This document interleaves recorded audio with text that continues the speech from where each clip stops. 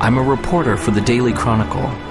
If there's one thing that I've learned throughout my years as a reporter, it's that the end of the story is rarely the end of the story.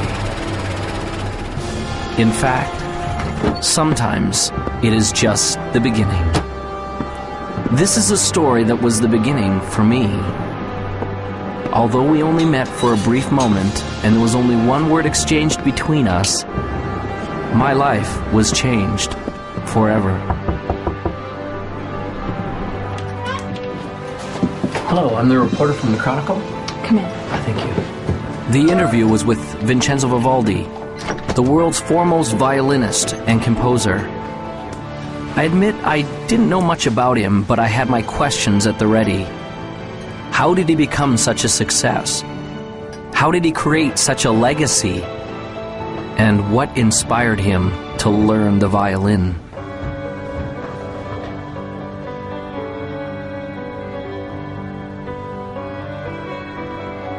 I felt as though I was stepping on sacred ground when I entered the old man's room. I could feel that his time to depart was drawing nigh.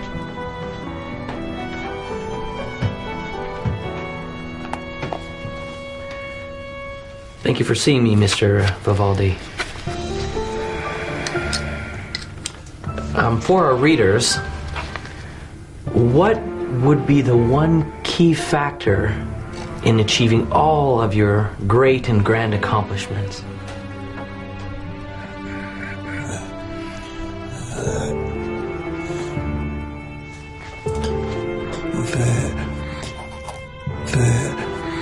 The opus.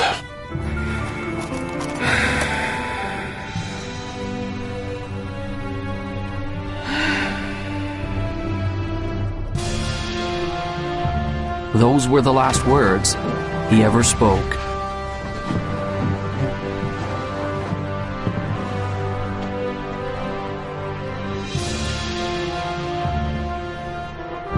As I left the house that day, I now had a greater question than when I had arrived.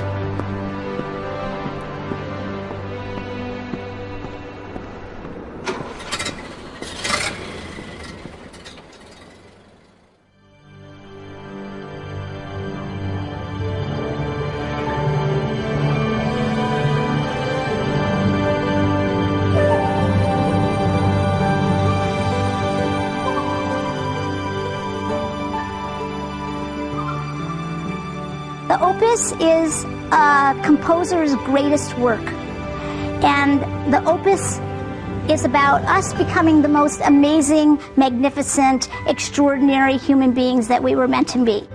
You and I are here to do magnificent and magnanimous things. You're here to create, and you're here to contribute, and you're here to connect at a high velocity. Everybody deep inside has a dream and a vision and a calling and an inspiration that they're here to do. Anyone can do this, and it almost sounds cliche. Everybody says, oh, you can be whatever you want to be, you just got to have the dream. And all of that's true. Unfortunately, it has become cliche and people have stopped listening to it. The best way for you to predict your future is to invent it. It's up to you.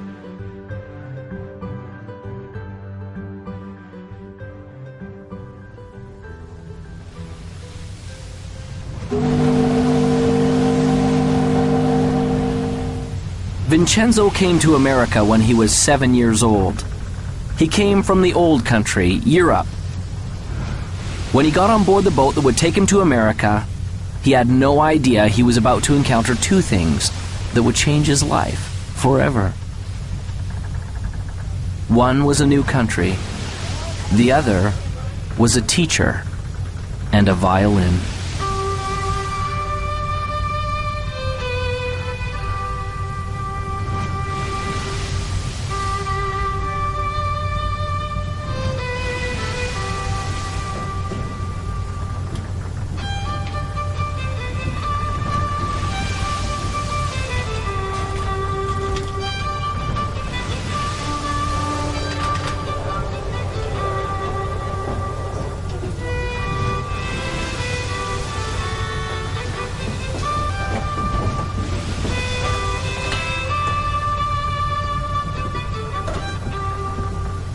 As the boy listened, he was captivated, and in his heart he knew that one day he would play this song.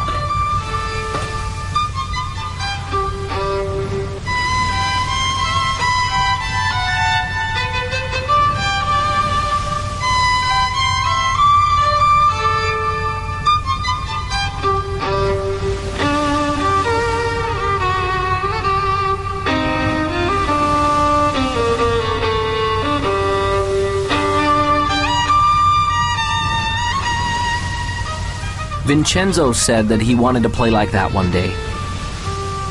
Do you really believe that? Do you really believe you can? The old man asked. The young boy replied, yes. That is the key to unlocking your opus. The old man smiled and told him that he had just begun on the road to becoming great. He gave Vincenzo a notebook and told him to write down exactly what he wanted and to keep the book with him always. Vincenzo wrote that one day he would become one of the greatest violinists the world had ever known. The old man put his hand on the boy's shoulder. When you get there, don't stop. Remember, your opus isn't what you do. It will be the legacy of what you've become. Vincenzo did not understand. The old master smiled and said, one day you will.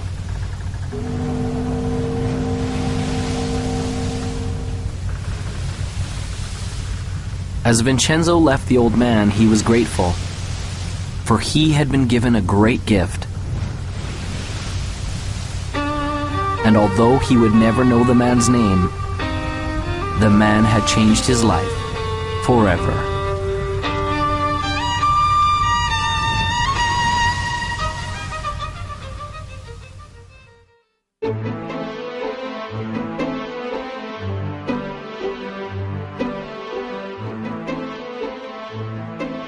Vision is all about who you've decided to be, as if you had a magic wand that you could wave over your life, that you could actually be and do and have everything that's important to you, where you could be fulfilled and you could be in rich relationships and you could be abundant, attracting wealth and all the great things that we all want in life.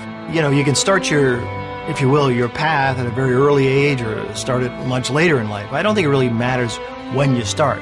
But I think what you should try to be thinking about and looking for is something you just love to do, something that really gives you energy, you've got a passion, and that you feel you can commit yourself to. Some people get into vision and purpose and they make it so huge, or they think it has to be so big that they scare themselves and they almost freeze themselves. They don't come up with anything. Your vitality in life is directly proportionate to the vividness of your vision. And when you have a clear vision, magnetic things occur, and you draw into your life amazing synchronicities. People, places, things, ideas, and events start to synchronize in your life to help you fulfill your vision. The law of attraction just says that anything we think, feel, say, and do, we attract to us. So we're always creating through what we're putting out in our thoughts, our feelings, our words, and our actions. A very common misconception about the law of attraction, people learning it, is that it's all about positive thinking, and it is not. Positive thinking is obviously, probably more beneficial than negative thinking, sustained negative thinking. But positive thinking can mean just that you're thinking about things that would normally make a person happy. But if you're not truly emotionally involved with your thoughts, you're not really having an attractive power. In other words, if you're visualizing a car, you're visualizing a house, or you're visualizing lots of money, or whatever your version of success is, but you don't have any real feeling about it, that is in alignment with that. In other words, if you don't feel positive about those thoughts, you're actually not attracting anything positive. It's the feeling that powers our thoughts. The Institute of Heart Math, which is the most widely recognized research institute on the heart, has shown that our hearts have an energy field around them that's 5,000 times more powerful than our brains. So this is the real power source for people. And when we want something from our head, it can only go so far. But when we power it with the feeling in our heart, the feeling of knowing that I can get it, the feeling of love behind that thought, then we are moved to the inspired action that will bring us what it is we're wanting. Anytime we set goals that are not congruent with our highest values, we're going to tend to not stay focused on them. We're going to keep going back to what's truly important to us. And so it's very crucial to set objectives that are congruent and aligned with the highest values, because when you do, you don't require outside motivation. You're inspired from within. I work with teens every day. I've worked with thousands of teenagers all over the country. And what I know to help teenagers love and believe in themselves and have that success-driven vision that so many adults have is the very first thing you have to do is be original. Be yourself. Don't conform. Don't transform. Find your own original gifts. You have them. You have so many. And lead with those. Belief in yourself is the first step to anything great. If you don't believe you can do it, you're finished even before you get to the starting line. You see it all the time in grade school. The kids line up to run the 100-yard dash. They all start off pretty good, but as soon as one or two of those kids pulls ahead, you see a few in the running literally slow down and sometimes stop. That's because when those kids see someone pick up speed, they begin to doubt that they'll ever catch them. And their brain says, what's the use? And suddenly they believe it. Here. And everything slows down. I started out in a life of welfare and poverty and became the 25th wealthiest person in America. That would be an extreme that most people can't even comprehend, let alone relate to. And it all started because I believed in my own possibilities. Whatever we believe, we become. I don't really think we know what we're capable of. There's incredible potential in all of us. And I mean in all of us, not some of us, all of us. If you find your passion and that energy wells up in you, and if you can dream and start to get committed to that dream and that vision, then you can be successful and far beyond what you ever thought you could. It is okay to believe in yourself. Start now. Start today. You are the greatest you that will ever be.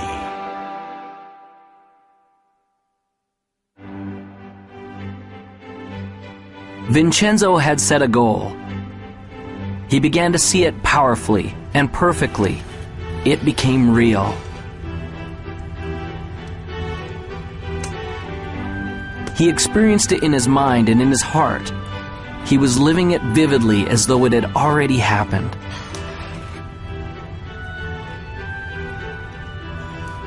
This gave him the momentum to begin.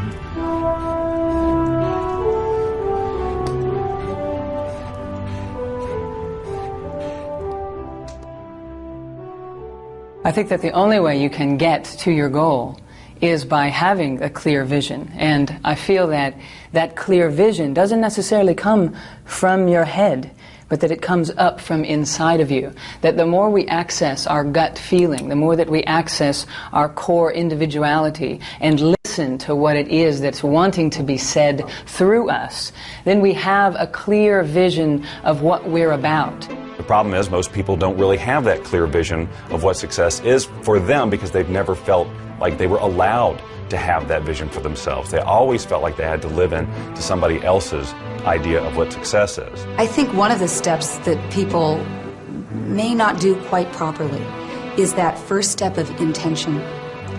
So many times people's intentions are coming out of a feeling of obligation or I should. When I find that people really stop, which is a hard thing to do in our society, to stop, but it's the thing that is most required for us to stop and turn inward. Someone asked me one day, if you could have anything that you wanted, if you could have your dream life, if it could look any way that you wanted it to look, what would it be? And I was stumped, because I was so used to being good at responding to my difficult circumstances that I even honored myself for being able to make the best of a bad situation. So I would constantly have to wait for bad situations to come around in order to identify who I was and to feel my strength to be able to go out there and do something. And so when someone asked me, well, if you could just be on the front side of something like that and just have it be whatever you would want it to be, what would it be? And I couldn't answer the question. I thought, I've got some different kind of work to do. The only way you can get a clear picture of where you're going and to understand what it is that you want out of life, you must silence the restless thoughts that are going through your mind. And you have to ask yourself, what do I want? How do I feel? And where do I want to go? In the 1960s, President Kennedy suggested that NASA was going to put a man on the moon by the end of the decade. And NASA took the plan and they said, okay, what's success look like? Success looks like not man on the moon, but astronauts safely back on Earth. So they said, let's plan from there. So there's a group of scientists who looked forward to success and said, let's work backwards and put the plan in place. Now, the problem most of us have is we don't have a clear vision of what success is. I started thinking about the creative process of living your life as it relates to creating music, because I enjoy creating music and I always have. And it comes back, and I saw the parallel so clearly between how the process is the same. When I sit down to write a piece of music, it's generally born out of some inspiration. You know, I don't work under the rules that you have to write this type of piece of music, it's got to be 30 seconds and it's got to be this beats per minute. You know, I have full, because I do it for fun, you know, I have full creative control, so I work from inspiration, just as we should work from inspiration in our lives. That is what should guide us, that is what it should help us to create our vision, a feeling of inspiration, not someone else's sense of passion or their likes or interests, but our own. I have a philosophy of life, and that is this. Achieving any type of goal in your life is 99% intention, 1% methodology. Is being crystal clear about what you want and the how, the methodology, will show up later. When people talk of clarity, it often gets described as just writing down your goals. The most important element is often left out. That's finding your motivation. If you want to get to your goals quickly, you've got to have clarity on why you want it. What does it mean to you? Why do you need it in your life? And the stronger and more important the why, the more power you will have to pursue that goal.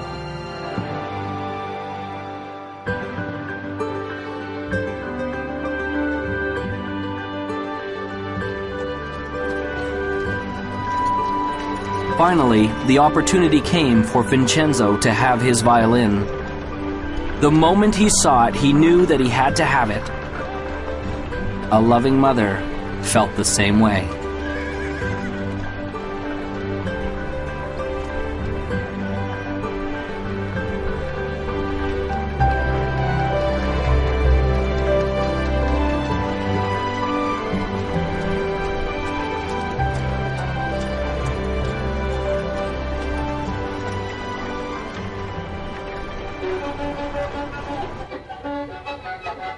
It was not as easy as it looked. But Vincenzo had made a decision and a commitment that he would learn to master this instrument no matter what.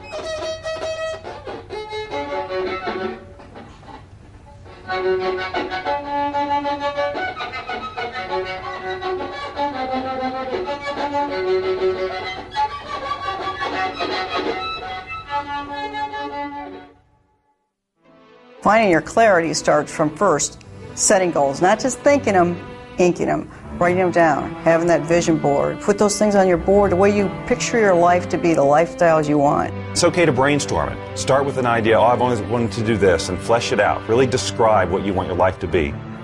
You may find that it evolves even as you write, and that's okay. Take the time to decide what you truly want, because it isn't until you do that that you're going to be able to stabilize any sort of vibration around it from a law of attraction point of view to attract that into reality. When you're in the achievement process, what is your greatest moment? Some people think that it's when you're at the finish line, or at the top of the mountain peak, or when your bank account has finally reached that bulging, overflowing amount. If those are your goals, then those moments when you get there may be exciting, there's no doubt about that. But that isn't your greatest moment. Your greatest moment can be measured by 3 things that make it great. What moment will have the longest effect on your future life? What moment will carry the greatest future consequences?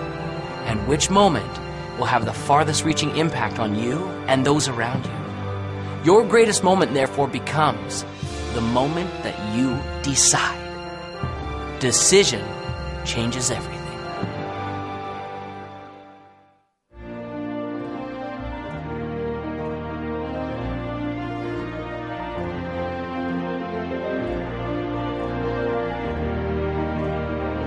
As Vincenzo grew from a boy to a man, he never lost sight of the dream.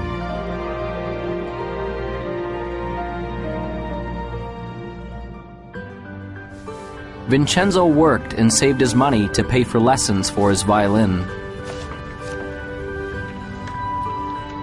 He's doing it again.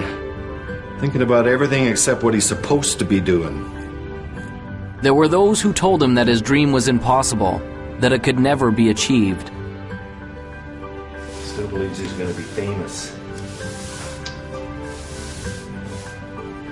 Ladies and gentlemen, the famous, one and only, time-wasting, daydreaming, broom pusher.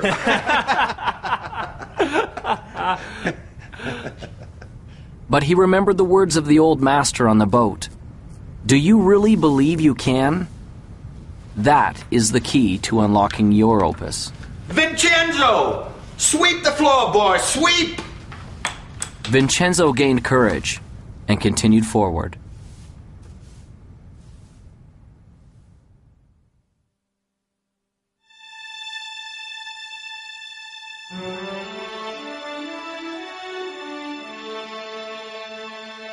How do I get started? You just get started. Most people wait. They're going, waiting for their time. Wait till I know more. Wait till I do more. Wait till I learn more. Wait till my time is right. Your time is now.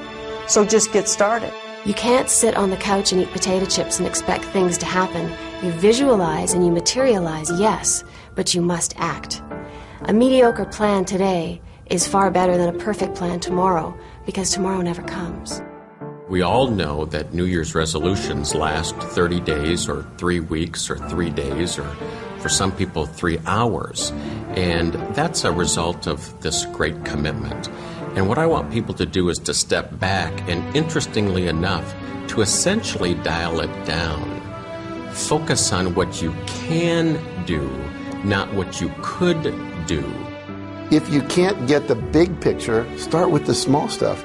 A decision isn't something you take lightly. It isn't a wish or simply saying, I'd like to. There will be no power in it until you say with clarity, I will do it, and attach that commitment to some action. What will you do to get things started? I'm a big believer in planning. Partly because my first career was in the television industry. And if you don't plan a program, you're asking for a disaster. And that's not to say that you set a plan down that's absolutely rigid. But you put a plan down that you can then change and adjust as you need to when you're going through the production. Same thing with the writing of the music. I start with an end in mind in terms of how I want to feel, but I don't have every note already written in my head. That's what makes this process so fun and creative. Because the minute you feel like you have to go here because that's where you said you were going to go in the first place, the song has to sound like this because that was my original vision, you cut off all sorts of possibility. You don't have to know everything before you get started. Top achievers never have all the answers, and they also don't wait for all the answers to come until they get started. They just get started. They don't let questions paralyze them. They understand how to face the unknown and have the courage to do new things without all the answers. They know that the answers will come, and they adjust their course with each step forward that they take. Most of the answers come in the action, not in the calculating. You've got to learn that too. When you're up against the unknown, remember this phrase. Top achievers are not perfectionists. They're improvisers. Get started. It's hard to start. It's scary. And I know I've seen in my own life that some people they're just waiting for everything to be perfect. There is no perfect time. You never have a perfect plan. But you need to move forward. If you're convinced and you're passionate, it will develop. Have some faith. It can happen. It will happen. You got to stay positive, but you got to keep moving forward. And you got to keep moving forward knowing you don't have all the answers. I wanted to be a fighter pilot my entire life, but back in 1986 there was an experience which pretty much dashed my hopes up against the rocks. Back in 1986, the movie Top Gun came out, and you'd think that would be a source of motivation for me, but really what it was everybody else at that point now wanted to do the same thing that I wanted to do. Everyone wanted to become a fighter pilot because they all wanted to be just like Maverick. And what I knew back then was I was a pretty average guy.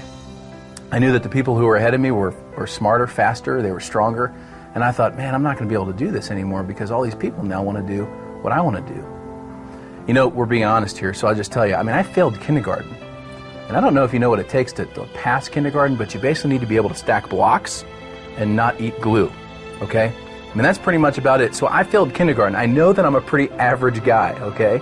And I look at all these people who are ahead of me, and I'm thinking, man, there's no way I'm going to be able to make it. But, you know, I followed through with my dreams, and I pressed on. And what I realized through that experience was that I may have been in the 5th percentile on the bottom, but the 95% of the people who were above me never took any action. Often people have a great idea, and they get excited about it, and they go, wow, I'm going to go do this. But you know something? They don't do it.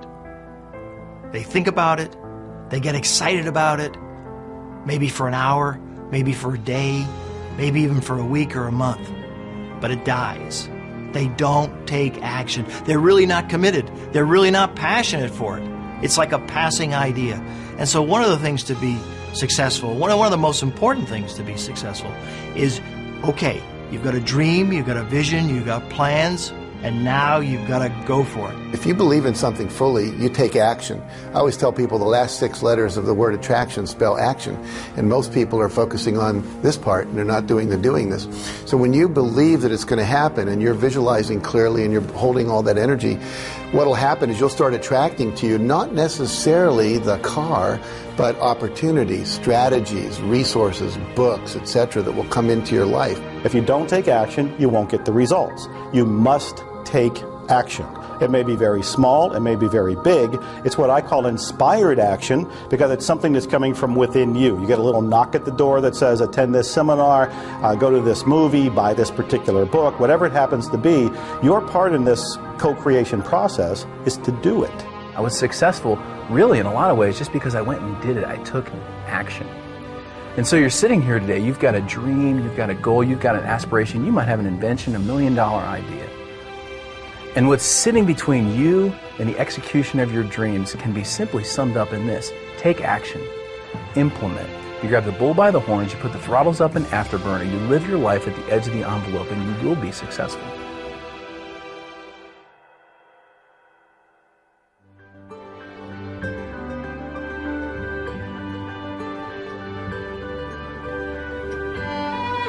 Vincenzo continued seeking additional understanding and education wherever he could, surrounding himself with other masters who could help him find his gift and develop his passion. This required effort and work.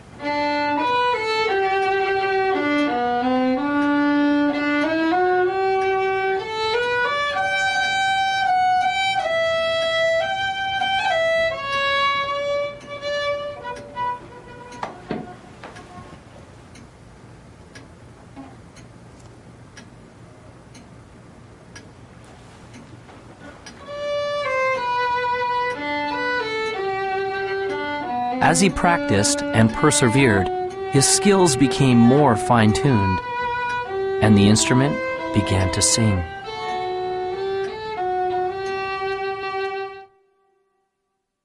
Whatever you want to do, whether you're an athlete, whether you're in business, whether you're a pilot, if you want to be successful, there are heroes, there are masters, there are people who have been successful before you who will be willing to teach you how to get where you want to be. You don't need to fly solo in this life.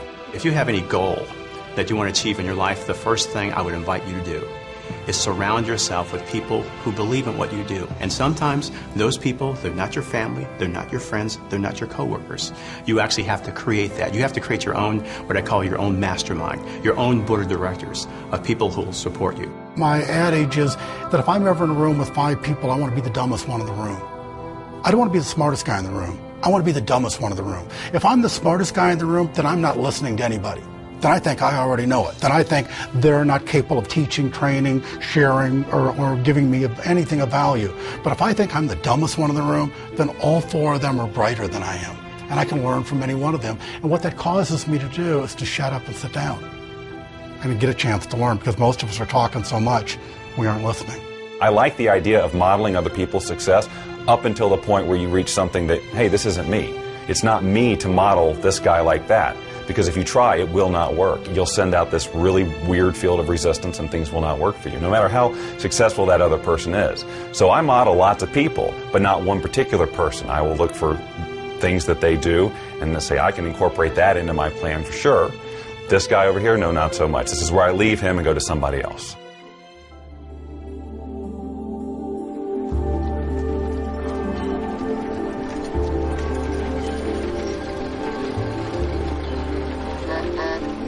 Whenever there is greatness, there is also adversity. When we work, there will be obstacles. Vincenzo's obstacle came when he turned 17. One day, as he was walking to his teacher's to practice his violin, he found that his vision began to blur.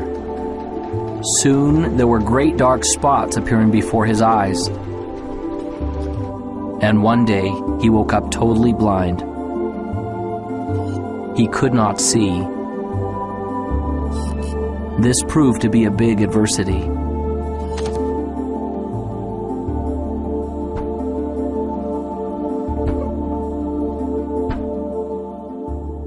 On March 10, 1981, I thought I had the world by the tail.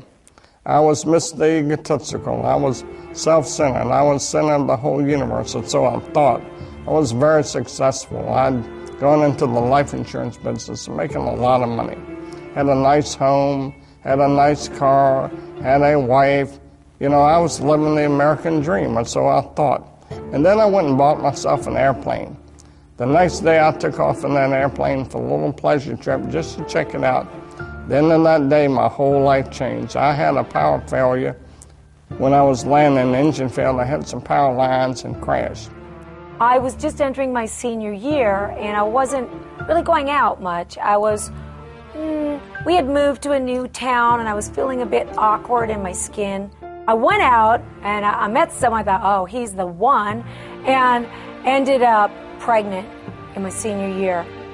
And if you want to be judged, I was going into a school where there were nuns, and they were convinced, and so was my entire school system, that found out I was pregnant in my senior year, that I was going to go to someplace with the letter H and 3 letters that followed. And it took me a long time to regain my self-esteem. And so my life started out as a pregnant teenage runaway. When I was born, my parents didn't know that I was didn't think that I was going to be a little person, of course. So that was a big surprise.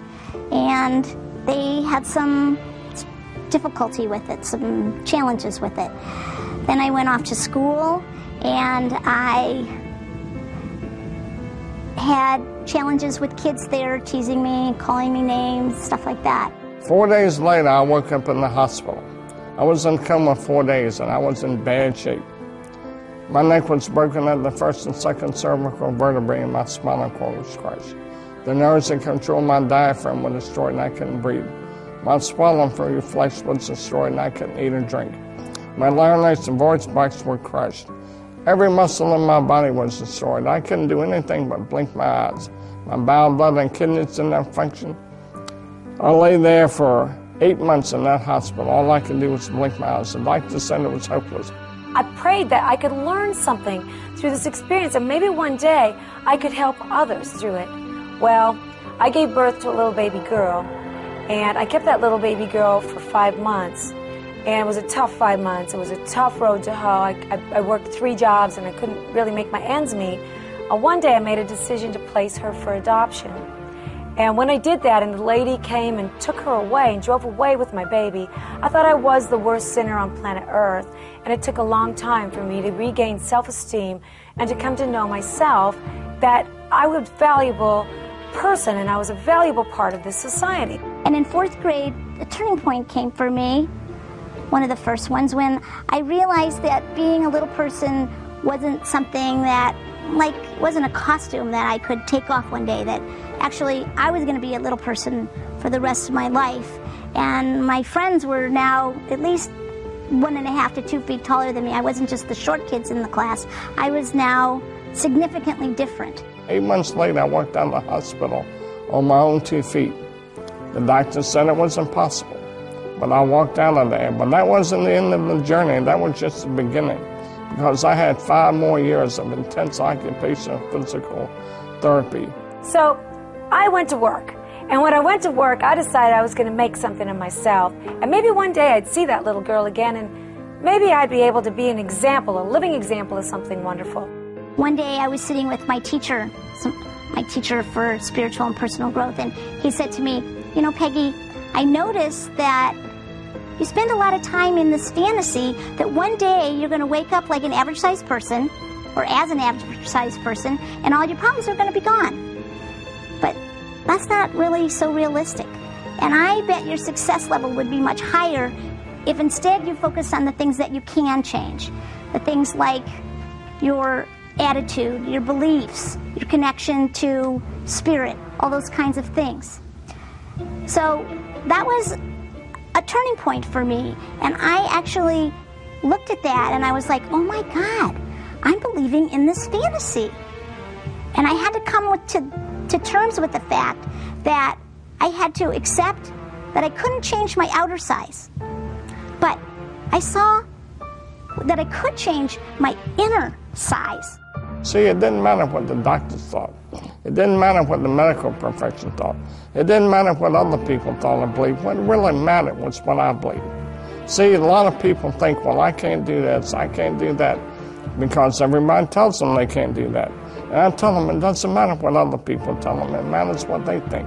Well, last year on Mother's Day, now we're talking 27 years after that day when that lady drove away with that baby, I got a call from guess who? My little daughter, Jackie. And she said, on the telephone, could I call you Mom? That was huge. That was huge for me. And I don't care what happened to you in your life. Someone told you you're a sinner and you're so down and out that you think you're nothing and you're a nobody. You're a somebody. You find it within yourself and you get up. Pull yourself up by your bootstraps. You get out there and do good works. Jackie and I have become real good friends today. And I thank God she's a valuable part of this life. You know, I barely finished high school. Today I sat on the Harvard Women's Leadership Board. Were the times I was down, were the times that maybe the vision started to fade a little bit. You know, I'd be dishonest if I said they weren't. Of course there were times. But I didn't stay focused on that very long. See, it's okay to let yourself get down, but it's not okay to stay down. I have gone from the depths of darkness to the height of amazing, amazing joy and even ecstasy. I always say that I used to cry every day out of sadness. Now, I cry most days out of joy.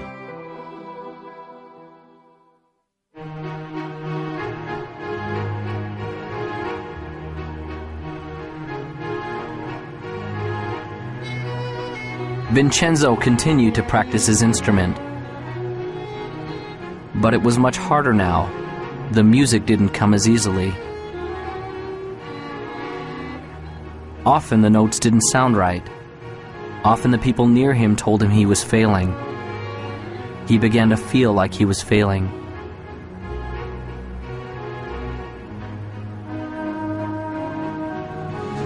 I can't.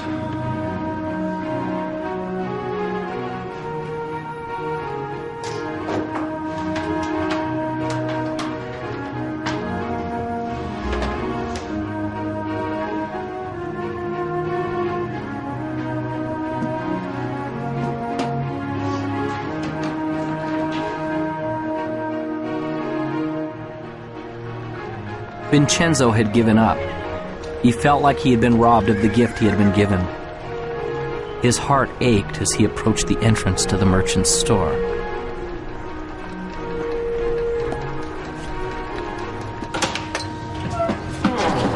Hi, Vincenzo. A surprise. What brings you here? I'd like to sell my violin. Those were the most painful words that he had ever spoken. Are you certain about that?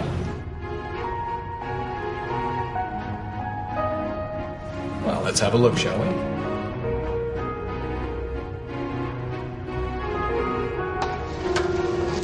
Oh my.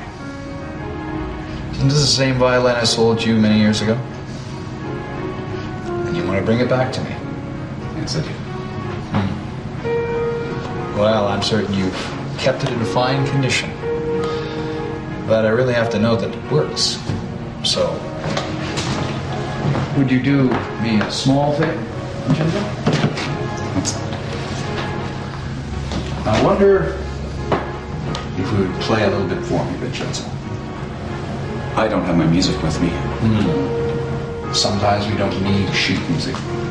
Sometimes music is in the soul. So, just once for me? Reluctantly, Vincenzo took the violin and, placing it properly in position under his chin, he began to play.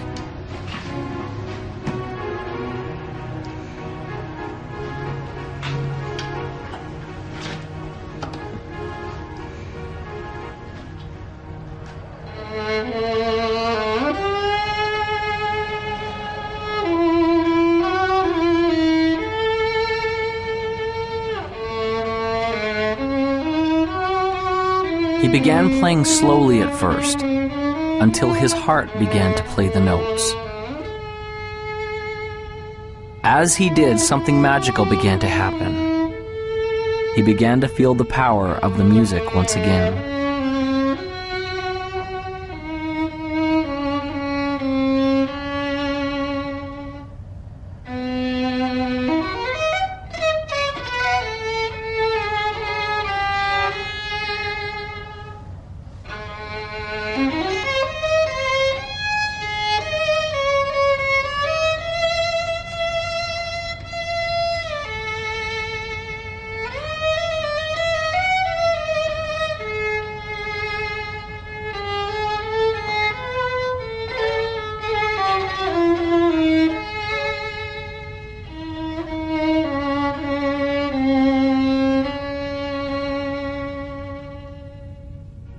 When he had finished, a change had taken place, and there was hope. I can't sell you my violin. I thought as not. You keep the violin, Vincenzo, and play, all right? Vincenzo left the shop with a resolution that he would never again give up on his dream.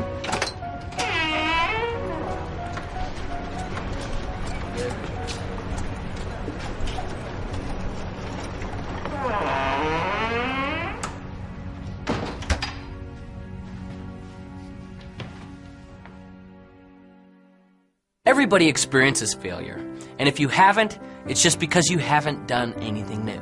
Because everything new requires failure, it's just a fact.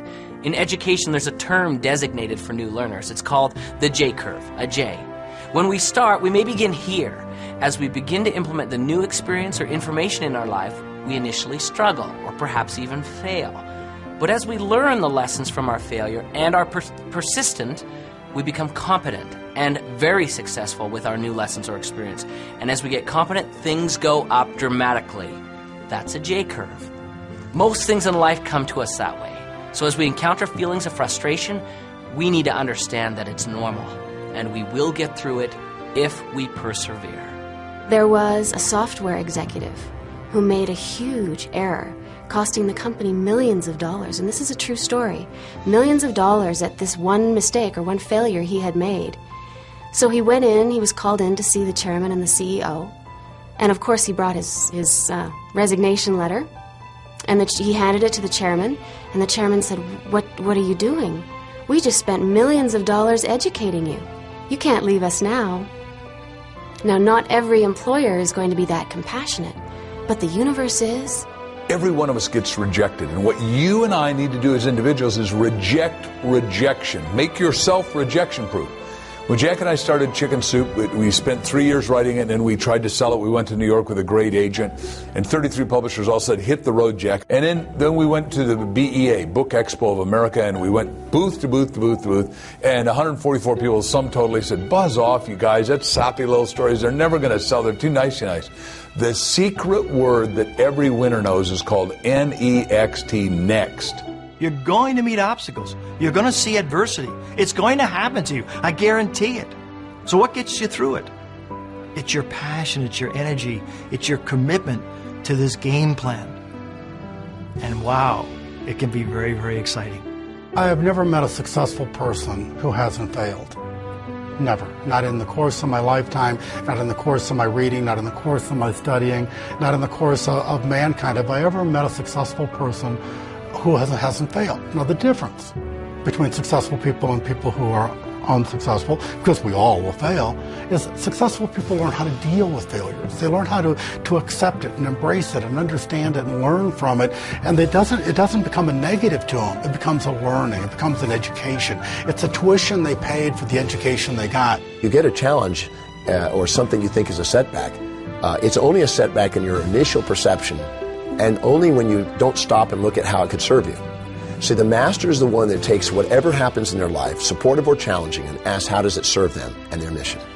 Because it's never what happens on the outside, it's always how you perceive what's up on the outside. So if you can take a challenge and you say, okay, so how do I use this to my greatest advantage, and what are the benefits that I'm going to get from this, and how is it going to help me fulfill my highest values, and how is it going to actually give me a great step forward? If you ask that question and answer that question, it's not an obstacle. An obstacle is only when you've chosen to see only the drawbacks without the opportunities. Some people are so worried about failing, they don't start. And so one of my friends says, you don't have to get it perfect, just get it started. And then in the process of doing it, you will learn. What is failure? That's easy. It's not trying. It's not getting in the game. It is thinking about it and not doing. You know, you cannot fail if you try, if you get into the game. You know, I like to use the analogy of a missile. When I shoot a missile off of my airplane, all missiles initially, they just come off straight. And any engineer will tell you that a missile actually requires mistakes. It actually requires errors in order to become successful at hitting its target. And so as a missile comes off the airplane, if you got a plane that's going in this direction, the missile comes off and it sees that the airplane that you're trying to shoot at is going this way. It sees that it needs to correct that way, and it makes a correction. Then it makes a smaller correction. Then it makes a smaller correction, and next thing you know, it hits the target. The same is true with us. You know, we've all got dreams. We all have a target, and we all have goals. A failure-minded person goes down the road towards their goals. They hit that first obstacle, and they go, I'm a failure. I always fail. And they turn around and they give up their dreams. A success-minded person hits that first obstacle, and they go, you know what, I'm going to be successful, and they make a correction just like that missile. They hit the next obstacle, and they make a little bit other correction, just like that missile. And the next thing you know, they find that they've zigzagged their way to their target, to success. When I was learning to walk, my parents didn't say, oh, Jack failed after 7 tries, let's give up. They said, just, keep coming, boy. However long it takes, you're going to make it. And for me, I've read so many stories about, Thomas Edison, who had 10,000 experiments to invent a light bulb. And when someone said, you failed 10,000 times, he says, no, I never failed once. He said, I invented the light bulb. It just happened to be a 10,000-step process. You're going to have some setbacks in life, some challenges, some difficulties. And those are the days which really test what happens. Maya Angelou says it like this. If there's something in your life you don't like, change it. But if you cannot change it, change your attitude. That is why it's critical for you to work on your attitude and thought to have a reservoir from which to draw from before you need it, because you're going to have some days which test you, which try you, which really push you to the edge. And those are the days that you need to make sure that you have a positive outlook, a positive inlook, and a positive uplook, that you are thankful and grateful for all things, even the challenging things, because it is through the challenges that we grow, that we stretch, that we start to become all that we can possibly become. In our society, so often we focus on problems and obstacles and challenges and failures, and those kind of things paralyze us. They cause us to stop because we can't really see beyond that. But the truth of the matter is, if we look carefully, we'd see very clearly there is no such thing as a problem. Everything is a puzzle, and there are answers to puzzles. So when you run up against something that you're not sure of, doesn't mean it's a problem. Doesn't mean you can't get around it. You just need to find the right answer for that puzzle. I've decided that every single thing that happens is a success. Everything. There's a learning experience. Maybe I achieved whatever the goal was, but I'm going to go after something else. I just learn, grow, and go.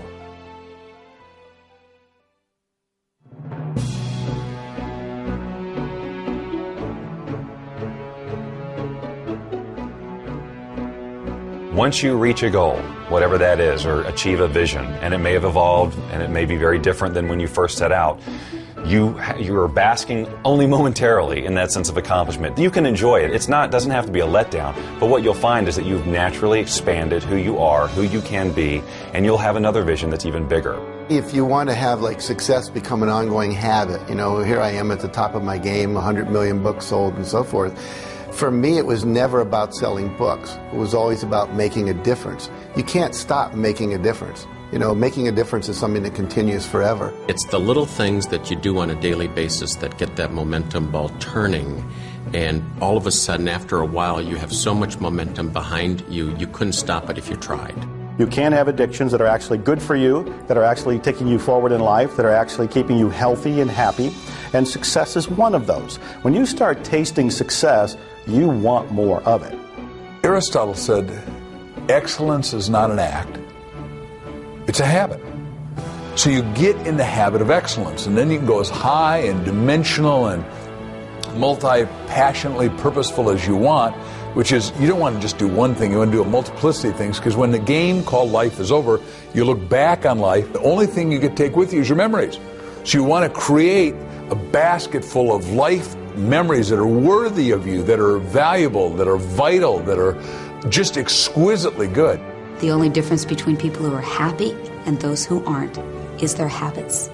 So it's really a very simple thing. It boils down to only one thing.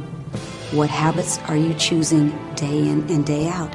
And the good news is that every day you get a new choice to pick new habits all day long. Every decision you make in every moment is determining the habits that you'll have today and tomorrow and the next day, and the outcomes that you'll have in your life. So if you want a life that's successful, choose the habits of successful people. If you want a life that's happy, choose the habits of happy people.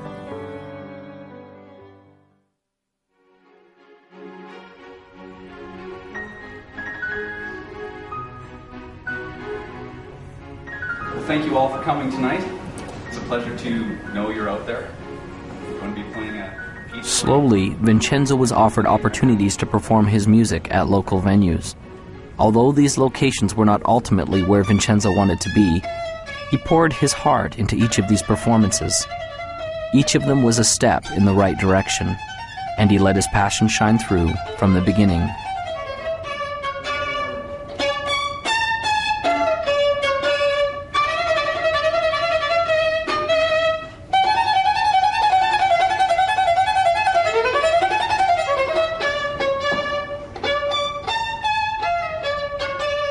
As can be expected, this wasn't always easy. There were times he was afraid, but as he faced each challenge and each frightening moment, he seemed to build momentum and increase in his greatness.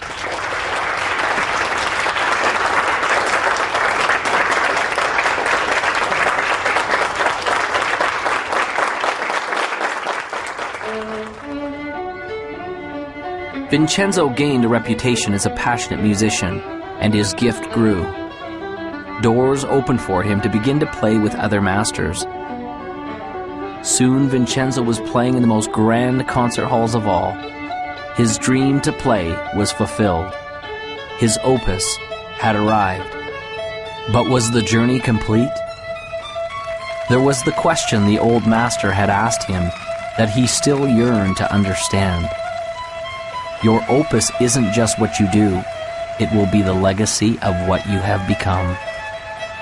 Vincenzo thought in his mind often about what this could mean. Was this the legacy of the man he had become? The man who played in the largest concert halls? The man who commanded the respect of the other musicians? The man who composed and wrote the grand symphonies? The man who people adored and loved as the master violinist? Vincenzo still didn't understand.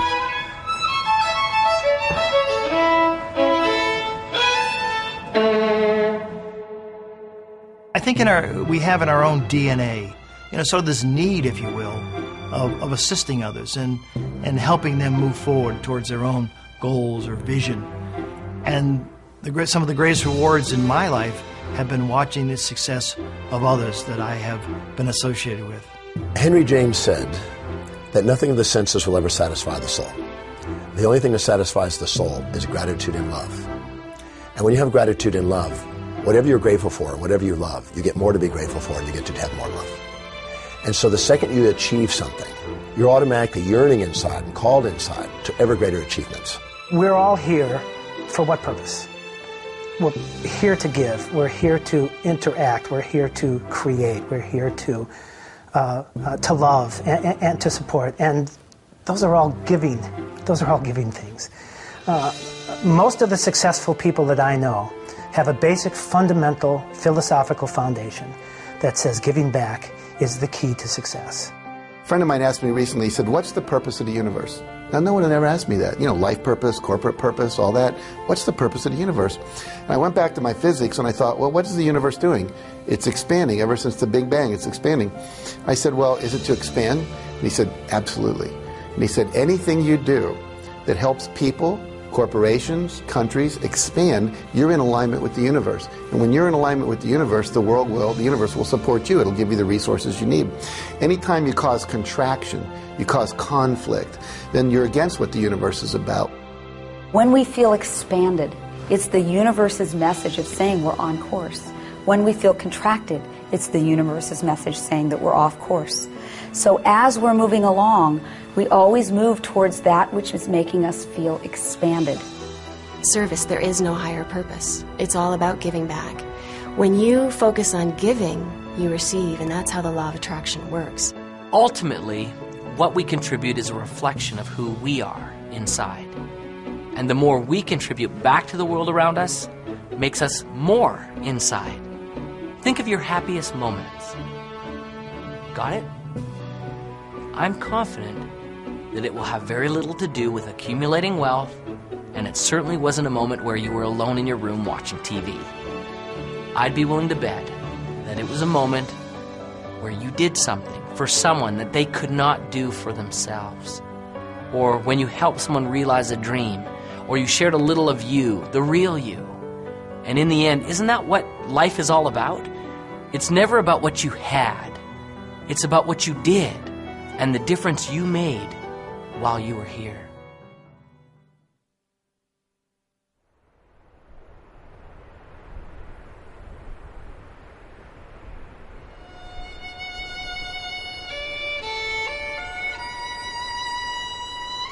Your opus isn't just what you do.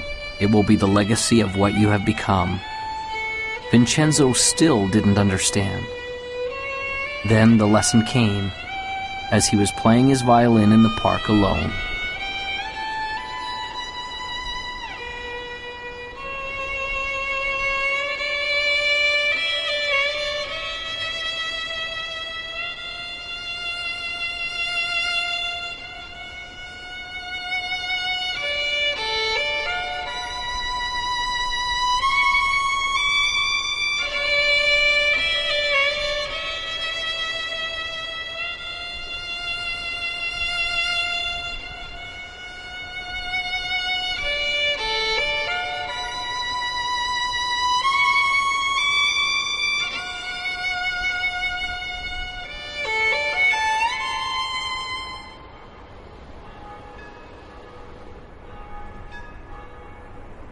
And so Vincenzo passed along the message that had changed his life.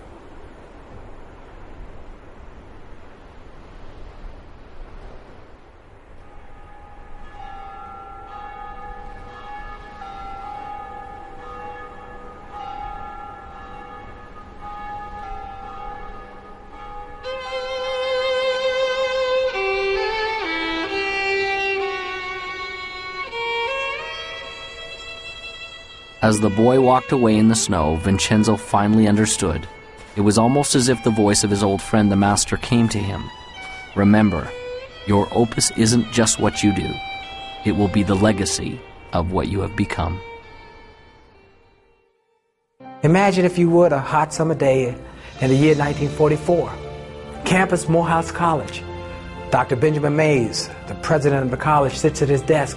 There's a knock at the door. He says, "Come in." He sees the door swing open and a man and a teenager are in the doorway. He runs to grab the hand of the man, Martin Luther King Sr., Daddy King.